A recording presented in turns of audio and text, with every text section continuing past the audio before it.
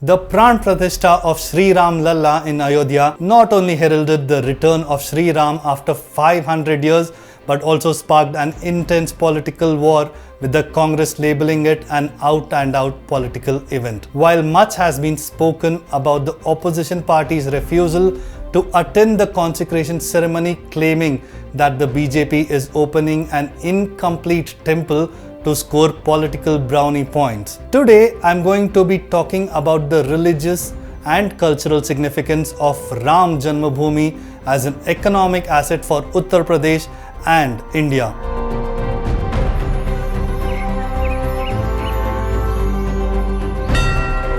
According to a report by brokerage Jefferies, the Ram Temple in Ayodhya could help Uttar Pradesh bring in at least 50 million tourists annually.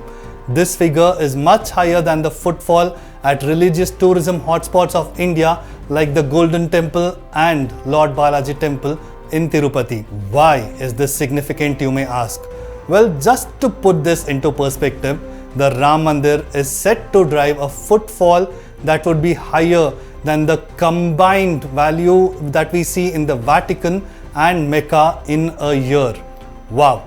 So by this estimate, Ram Temple and the development of Ayodhya as India's spiritual capital could drive tourism to an all-time high, which would see CM Yogi Adityanath's state undergoing rapid economic transformation with an upsurge of cultural consciousness, deepening an interest in the religious and civilization roots of modern India. Now, let's talk numbers. With an increased economic and religious migration to Ayodhya, the Ram Mandir will provide an unparalleled platform to promote tourism, benefiting several sectors like hotels, airlines, and hospitality, among others. The Ram Temple has already sparked a surge in infrastructure development in the state. According to Jefferies, a new airport, revamped railway station, township, improved connectivity will be a driving force, and that which will have a sort of multiplier effect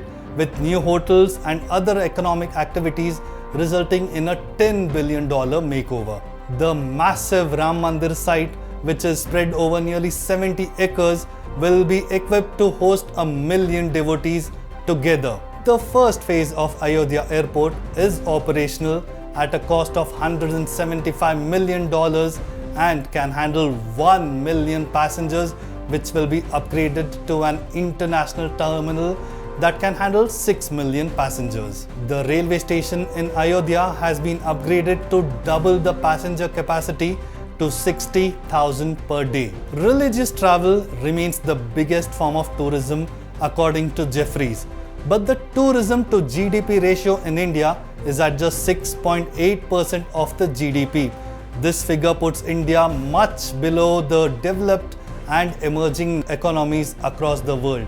With such a surge, Ayodhya will no doubt drive a pilgrimage rejuvenation and spirituality augmentation drive.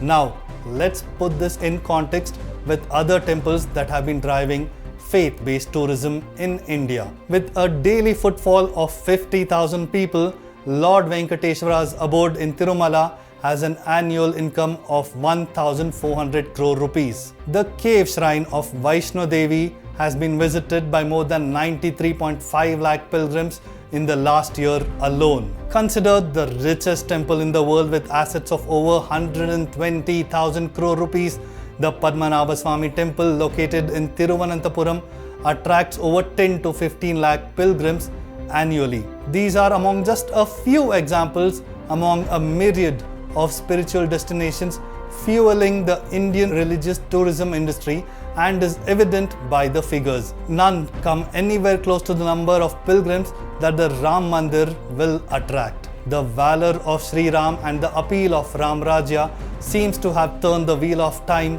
once again, and it is happening at a time when India is on the road to rapid economic transformation, spurred by the BJP's developing tourism in mission mode, spearheaded by PM Modi. Varanasi and Kedarnath are already reaping the benefits of a remarkable transformation in its spiritual tourism landscape through the centre's policies.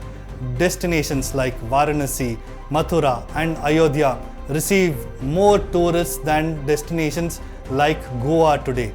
The fact that India's rich culture, tradition and history is once again becoming a catalyst for the spiritual tourism is a matter of great pride. And that the much prophesied Ram Rajya will offer a gateway for a sacred realm for pilgrims is the start of a transformative movement that could augment India as a Vishwaguru.